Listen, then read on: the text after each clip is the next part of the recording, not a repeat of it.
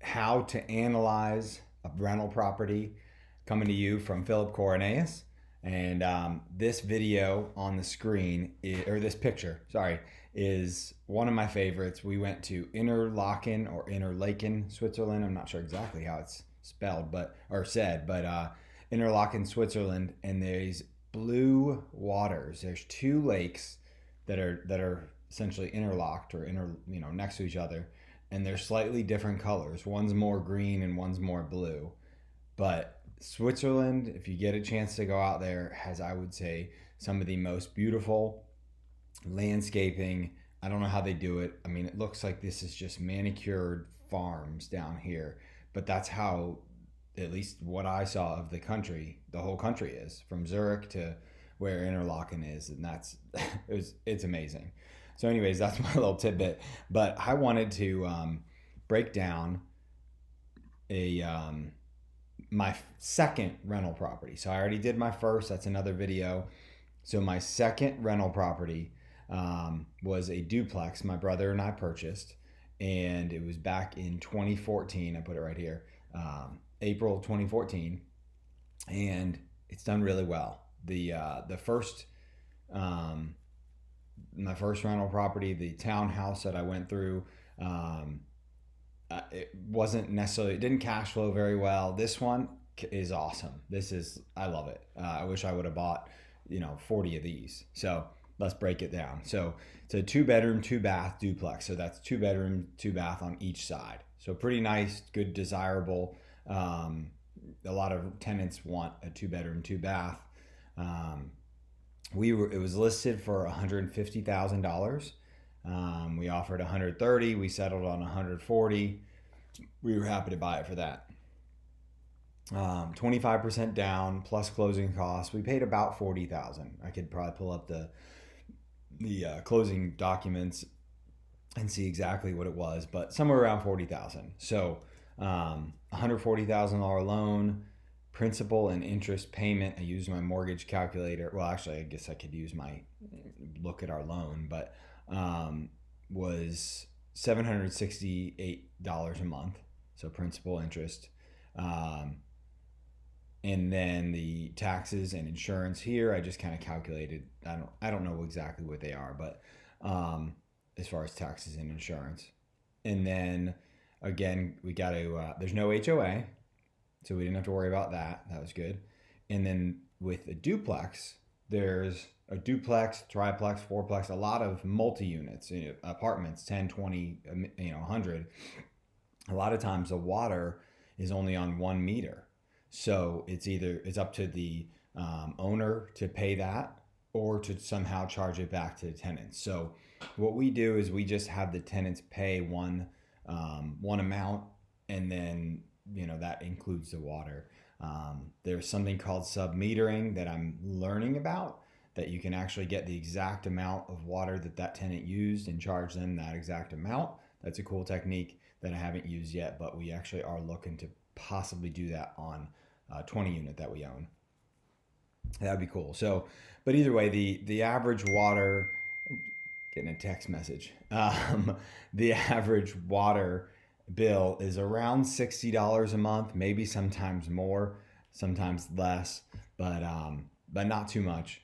And then estimated repairs, like I've done for the others, somewhere maybe $50 a month. This one I figured, since it's a duplex, and it was I think it's around year 2000.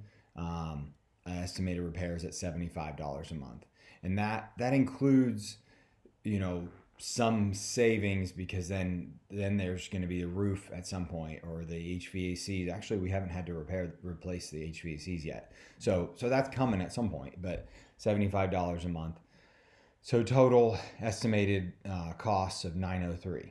So when we bought it, the rents were, the cool thing about a multi-unit or duplex, or that there could already be tenants in place. So in this case, there already were. So over here, one tenant was paying $650, the other was paying $700.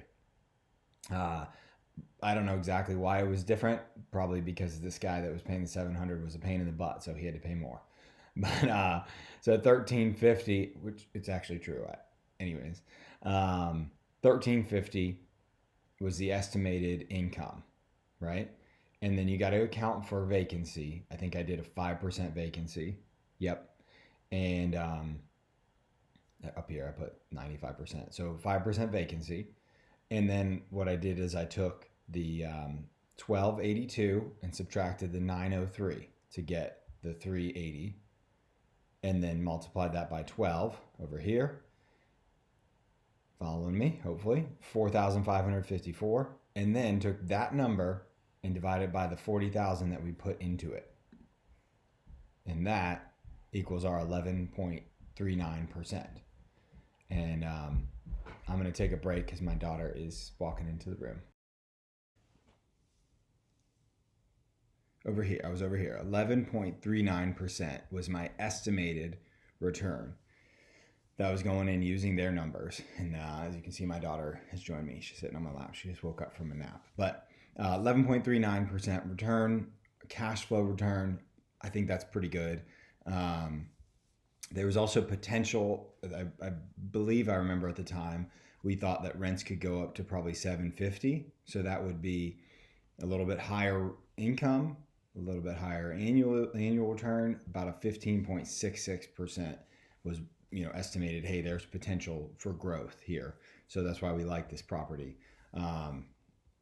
And that's just cash flow return. I just realized that I didn't actually look at the debt pay down on this. But I can do that a little bit here. So the debt pay down in year one was going to be somewhere around $125 a month. And then now that we're in like year 4, it's about $150 a month. So that adds, let's see, 125 times 12 would be another $1,500 as far as our return. And then divide that by the 40,000 that we put into it. So that's another 3.75% return. So kind of add those two together and we're at right around 20%. That doesn't account for any appreciation, which we've had. But that's how I analyzed it going into it. And we were like, hey, this is a good property. Let's buy it. And like I said, it's been a great property. So currently, we're fast forward almost 6 years. The current rents, one tenant's at $825. She's the one that actually was paying the $650 in the beginning. So we've just increased it by $25 to $50 a month, just a little bit. The other guy, sadly, we had to evict him. We actually gave him a 30-day notice, and then he ended up, for some reason, I guess maybe he hit hard times or whatever, he decided he didn't want to pay right then. So we ended up evicting him because he held over and didn't leave after the 30 days anyway. So either way, it's not fun doing that, but it was something we had to do. But then even with that, we were able to get, I think his rent was at around $850 or something. We re-rented it for $990. So the current tenant's in there for $990. Oh yeah, one thing also with this property is, with any multi-unit, is you got to think about lawn landscaping. So one reason that this tenant is at $825 is because she takes care of the landscaping. And I don't know, let's say that was $100 or $150 a month to take care of landscaping for a couple of the months of the year. But for me not to have to worry about it there's a lot of value in that. For me not to have to worry about, did the lawn guy go, or did they skip out, or finding a new one, or either way. So currently $825, $990. So this year or last year rent was around $815 minus the expenses. Our annual return is somewhere around $10,000.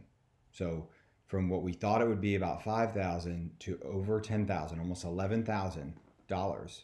And that's like real. These are real numbers. I could pull up my the numbers from last year, and this is where this 825 was 775. So last year was a slightly lower, but still over $10,000, which is, like I said, 27% return, cash flow return. That's pretty awesome. I know a lot of people think the stock market's awesome, but 27% we've literally made from anywhere from 10 to 27% over the last 5 years. I don't know. Maybe I'm wrong, but I don't think the stock market did that. I don't think many other investments do that, but pretty cool. Here's another thing. Next step that I think is awesome about this. One thing that my brother and I probably should do is, so now I told you it's worth about $200,000. Well, we could refinance. So so if we refinance, let's say a value of 200,000, we could get a $150,000 loan.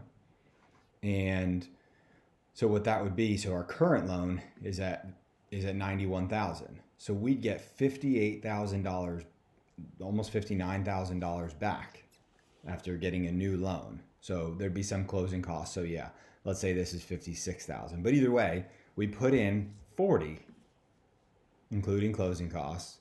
So if we refinanced and got back 56, 57, how awesome is that? We literally would get all of our money back, and then we'd still get returns. I'll take a couple steps back. So I took the new principal and interest on a $150,000 loan, 782, plus I took these amounts because those are the same, and would be total expenses of $1,100. Our new cash flow would be $8,400. So it's just infinite. So it's $8,400 plus we'd have 50 something $1,000 to go invest. How awesome. I just imagine if we got, let's say $5,600, 10% on this money, then our total cash flow for the both investments would be over 14,000. So we could go, I don't know what I did. We could go from 10 or 11,000 to, by refinancing, taking our money out of it and getting a couple $1,000s more every year. So it's just, there's many options to do. That might have actually complicated things. I'm trying to make real estate simple, and that might have gotten a little crazy. But if you have questions, I'd love to add to it, or get on a call or email or whatever, and kind of talk you through that, but how that works. And but yeah, it's just, hey, what's the purchase price? How much did we put down? Expenses, and subtract them from the potential rent or the current rent in this case, and get your return on investment. Pretty awesome, guys.